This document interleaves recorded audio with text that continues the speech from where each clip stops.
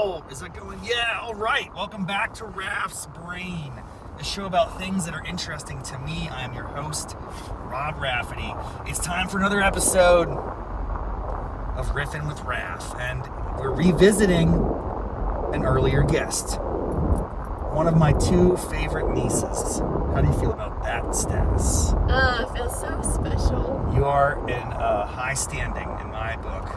The one and only Mallory Moss, M squared, in the house. I'm just picking you up from school on a Friday afternoon. How's it going? Pretty good. Pretty good. I'm tired and sweaty and my stomach hurts and I want to go home, but... Wow, that's a lot of conditions and ailments. Well, I'm going to try to distract you from that. We're just going to catch up a little bit. Last time we met, for all the audience members that may remember, I was giving Mallory a ride to the Upshur Cinema 6, which is it's about a month ago when you started your first job. And we had a little exchange about that. I think you were pretty pumped up. You're a little anxious, a little nervous. So let's get an update for our viewers. How's life at the Cinema 6? So I just worked yesterday and I worked my first closing shift. So I worked 5:45 to 10. And I work again tomorrow and Sunday. Whoa, so back to back. 2 days this week. No, that's 3 days this week. And then I work Tuesday as well. So he put me on a lot of shifts.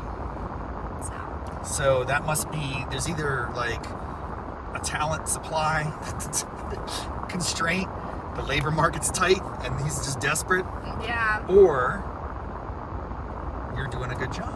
Yeah, I think it's just because I'm available and not a lot of other people are, or maybe like they didn't want to work Halloween night, so they put me on it since I'm like excited to have the job. That's good, you know. So hey, you gotta you gotta be eager. You gotta step up. Yeah. But how's it going? Talk to me about so.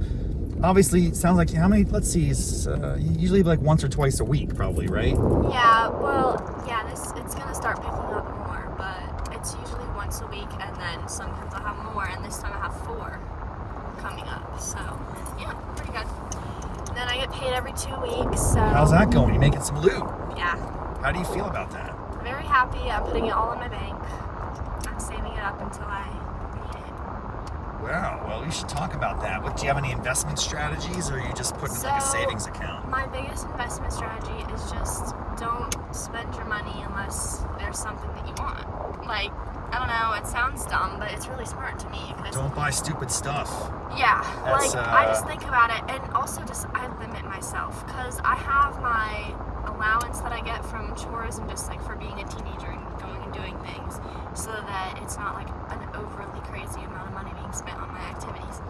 So that's like $20 a week, and I don't touch that because I haven't been doing anything socially, so I have some money saved up in there that I'm going to put all into my savings account, which is where I put all my money.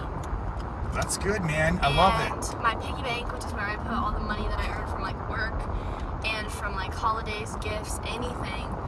All that money I've been saving, I either spent it on like shopping, which I just did recently. I just spent a lot of money. You look nice. There's a nice sweater there. Is that a new sweater? No, I've had it for a while, but I did get some new sweaters. I'm not very attentive. Hey, where are we going, by the way? Right. Okay. We're going home or what? Why are we going there? Because we have to get a gift. Oh, that's right. I forgot. Yeah. So. Good. We have a little bit more time. We're gonna wrap it out a little bit. This is great. So we're gonna be. I don't know. I've made a couple hundred so far. And it's not a hard job. Hundo. A couple Hundo. Well, that's yeah. not a bad start. Now, how much? What's the wage there? 8 something an hour? It's $8.75, and then by the time you have taxes cut out, it takes some. So my first paycheck I made $30 because it was just in time for 1 shift. Right. Then my second paycheck I made about $60 because it was 2 shifts, and then my next one I made, which was yesterday, it was another 3 shifts. So I went from 1 shift to 2 shifts to 3 shifts, and then my next one will be probably 5 or 6 or 7 or 8. You're gonna start seeing. Because I'm doing 4 within the first 4 days. That's exciting, dude. So I'm gonna have a lot coming in the next couple weeks. Not next Wednesday, but the Wednesday after that. So I'm gonna have that, and then because I made about 110 yesterday night when I got my check because I worked overtime. You think brushy fork? No. Sure. Yeah, go brushy fork. Okay. Yeah. But I was just like.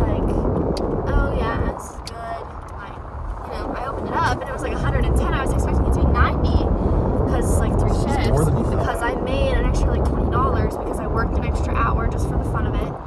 And I don't know, I guess just from like the extra clocking in time, I get there early and I leave late. So it Talk to me about like the typical day. You get there for a shift. What does that entail? Okay, Give me the download. I've never worked in a movie theater before. So working in a movie theater, you get there, you clock in, and then I just kind of like hang out a little bit until our first set. And if there's anything that needs done, you kind of just do it. But typically, you just get there, get yourself settled in. Other categories of tasks, like for instance, concessions, tickets, restrooms, clean the theaters. Are there like how big? So Cinema 6, that's kind of a sizable. There's like 6 theaters. Right, of course, that's what the 6 stands for. Oh yeah. And then, how many people are on any given shift typically? So my first shift, since I didn't really count as a worker, I had 4 people working with me. So that was unusual because you were a trainee essentially. Wait, yeah, I had 3 other people. There were 4 of us. Okay, 4 total. So the manager is always there no matter what. Okay. The manager doesn't even count, but then they usually have 2 other employees. But yesterday night there was only 1. I was the only one there with my manager.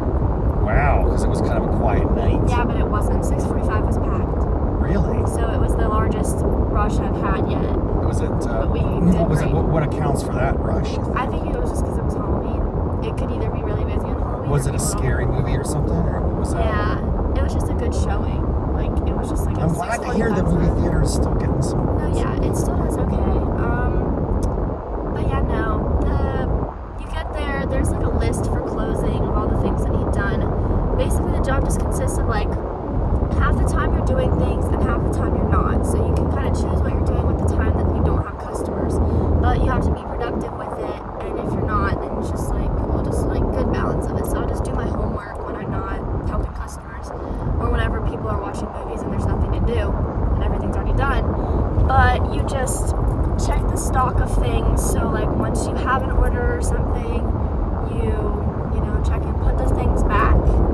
Like, restock the candy, restock the waters and sweet teas and everything, make nachos, restart the popcorn, clean the counters, clean the butter area, restock straws and napkins, sweep the main area, refill the slushie machine, refill the ice, just like remake the popcorn bags. Everything is just about restocking and cleaning. Being prepared and tight. And customers come in and you either work the ticket or the concessions, and you just take the order, swipe the card, enter a rewards card, get cash, whatever you need. Any noteworthy interactions? Any funny or? Yes. So far I've had some pretty crazy ones already. Last night is all I can think of. This guy came in and he was with his wife, and he was like, I don't know, he was just saying like random stuff. Like he was just like, like he was literally going crazy. Mumbling? Yeah. He wasn't like audible. No, he was just like really, I don't know, he was just like not making sense. And he was like doing it on purpose. And I was like, oh, okay, well, whenever you're ready to order, just let me know. And he was like, sorry, I just haven't been out of the house in a while. Like, he was just like joking around. But then, whenever he was like, since when do you guys sell hot dogs? And we're like, oh, I don't know, since when have we sold hot dogs? And I was like, we've sold them for a while, but I wouldn't advise or suggest that you get a hot dog. Whoa, like, you discouraged a customer from getting a hot dog. No, because we showed, as a joke, because they're, you have to connect with the customer if you want them to like you. So, did you try to upsell them something else? Well, yeah, obviously he got something else, but... Did you give him something higher price as the upsell? Yeah, but I wasn't thinking about that, neither was the manager. It's never really that deep, Alright, you had fun with it, that's cool. But I was like, I wouldn't suggest getting a hot dog, they're kind of debatable. And then our manager went over, pulled out the little hot dog in a bag, and he literally, like, it was funny, like, yeah, they're a little bit gross, but he went so overkill with it. He started gagging, audibly gagging. He was like, ugh, like he started... The manager? No, the other guy. the customer. And I was like, hey, yeah. And he started gagging, and he was like, ugh, I just ruined my appetite, da da da da. And I was like, oh my gosh, like, you're so dramatic. Then there have been other times where people are just so mean. Like, you will be perfectly fine, perfectly nice, they're about to go watch a movie. They are just like, no, yes, I want this. And I'm like, girl, you are not entitled to this, so just calm down. You don't say that. No, but you think it. But it's just really crazy how some people just don't have any manners at all whatsoever. They come in, they're like, I want this now. Oh, here's the thing that I do remember. this was like one of my first couple days of like working, and so I'm still like getting used to where all the buttons are on the screen and doing So all you're a the little stuff. slow. You're figuring it out. I'm still figuring People it are very out. impatient, though. And there's these two elderly women, and they're just looking like it's like a Sunday. It's like noon, okay, on a Sunday. They come into the movie theater, and then they start complaining about how like I walk away for 1 second, and I overhear them being like, "This service is so slow." Like it's just like funny to me. I'm like, oh my gosh, like I just started this job. All I'm doing is getting your stuff for you. Like it is not that big of a deal. What better do you have to do with your life on a Sunday afternoon than complain about a little teenage girl trying her best to get your stuff for you? Hey, in defense of the elderly, they're probably like 1 foot in the grave. So Yeah, but time is of the essence, baby. No, Time. but they weren't. They're not that old? They were just like, they were wearing their cute little prissy outfits and coming to the movie theater. I don't know. It just didn't seem like. Okay. This is great. This is great content. I really appreciate your honesty and candor. But there are crazy customers. There are crazy people. But I have not had any bad experiences yet. Are you taking any notes? Are you keeping track of all this? Like, I think it might be a fun thing as an activity to journal and keep memories. No, I journal just in general, but I don't really feel the need to do it for work. Okay, just curious. I don't know. What about this job is your least favorite thing? How boring it is. So there's downtime that gets a little dull. It's very dull. Especially when it's a slow day, which happens a lot. Although yesterday evening, since it was like a Tuesday when I work, it's going to be bargain night. Ooh. So there's going to be a lot of customers there probably. But it does get really slow. Like there's not a lot of customers, and once you have the customers, it's like you're done. You have nothing else to do. Now just find stuff to do through time. Okay, can I plant a seed or a kernel of an idea in your brain? Yeah, but I might combat it. You don't even know what I'm going to say. I know, but it's probably going to be crazy. You can challenge it if you think it's a bad idea, but I would like to throw something out there. First of all, you're clever, you're smart, you're creative. Are there any things that you see or observe? Now, granted, you've only been there a month, so you got to be a little judicious about how you flex this, but do you think there's any room for improvement in the way that services are delivered, or the way things are laid out, or that could make your experience as an employee like more economic, more efficient, or even for the customers, like are there things that could be improved? And do you spot any opportunities like that? And so if you do or not, that's my first question. If so, what are they? Secondly, is there an expectation or an environment where any employee could like identify something and make a suggestion, and maybe that could transform the business for the better, which is the benefit of you, the employee, the owner, the manager, and the customers. So talk to me about that. Maybe you might not be thinking about it through that lens at this point. You're just there, I do my job, X, Y, Z. I don't really think about anything beyond that. Or have you contemplated, with all this downtime, the possibility that you could help make it a superior venue? Have you ever thought about that? No, because there's really nothing you can do. Like it's just like Mallory, without complicating You gotta it. be a little more creative here. What about the diversity of snacks? Do you think they're good? I mean, I guess, yeah. They're standard. They're good. They're movie theater. There's candy to pick from, nachos, popcorn, drinks. Now, what if Hot dogs, they experimented pretzels. with certain other products? Would you ever Well, have what suggestions else? or ideas? No, What about healthy snacks like veggie trays and things like that? that would be good, but I don't know if that's like really. The customers might not want them, or maybe they would. I don't know. These are what I'm saying. I don't know anything about movie theaters other than I go to them a lot, and I'm just fascinated in general by the theory of work. One theory is you're the employee, you're a grunt, you just show up, do what you're told, you pull your paycheck, and that's it. The other theory is you might try to enjoy the experience of customer service, take pride in what you do, and look for opportunities to contribute to the fullest little thing. And I'm throwing this out there. These are ideas. Now, I'm probably going to get you fired. You got to talk to every culture of work is different. Not every employer wants this. But like for marketing and promotional purposes, with all your downtime, have they ever considered like getting the staff to make TikToks or They Just do. social media. Hey, there you go. Sometimes, but you it's can not flex your something skills. You're good at that. But it's not something that you do on the daily. Well, it could be. If you have a lot of downtime, it seems like they'd be getting Yeah, more but value they're- out of you that way. Yeah, but Now, again, how you approach this, it requires openness on the part of the employer. Not every employer has that mindset, which is okay. I don't run a business. It's not my job. I'm just observing from from afar, from a distance. So I think that's an interesting question. As we're going to continue having these conversations, because presumably you're not going to get fired. At least it sounds like you're doing a good job. You can get fired. Don't say you can't. No, but you have to do something. You would have to do something wrong. You have to be, but what can you do above and beyond? That's the question. I would like to posit at the end of this conversation. We're going to stop when we pull into the parking lot here at Walmart. But I really want to challenge you and plant the seed at an early stage of your life to not think about work as a means to an end. Like, oh, I just got to get a paycheck, get through the day. I'm a slave to the grind. Sometimes that's the type of approach people take to work, and I just think it's very depressing and unfortunate, because we're in a world where you have options.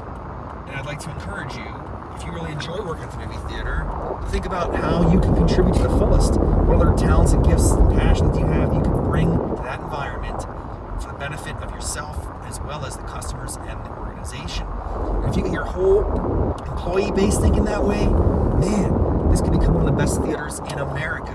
And then what does that mean? It means you're setting new standards for the whole industry about what expectations are. So I know that's crazy, and it seems like a vision and like a fever dream, but I do want to encourage you to at least think about that perspective. Does that strike you as interesting, insane, somewhere in between? Let me know what you think. I'm curious. Yeah, it's an idea. I think it's just kind of like people go to work, they do their job, and that's just how it is. And that's, I think, a mindset that I would suggest But I don't needs do to that. I be enjoy challenged. it, We but got I to do just- better. We all got to think more deeply about how we can get fulfillment and meaning through work. And every job is that opportunity. But I Even do. the most- I bring happiness. I say happy Halloween and enjoy your movie. That's Like, good. there's Hey, the most you can do. positivity is important. A positive attitude. These people are there. Make them have a great time. Remember who you are. You're going to come back again and again. They're going to say, man, that Mallory girl, she's amazing. Do you have little name badges or not? Stop. No, they don't know your names. Well, listen, this has been a lot of fun. Thanks for the update. I know my fans, my tens of listeners, will appreciate hearing it. We're going to do it again and again and again because you're awesome. You're like I said, you're one of my two favorite nieces, So, thanks, everybody, and thank you, Mallory Moss, for your contribution to today's show. See you next time on Raff's Brain Riffin with Raff. Have a good one. Bye-bye.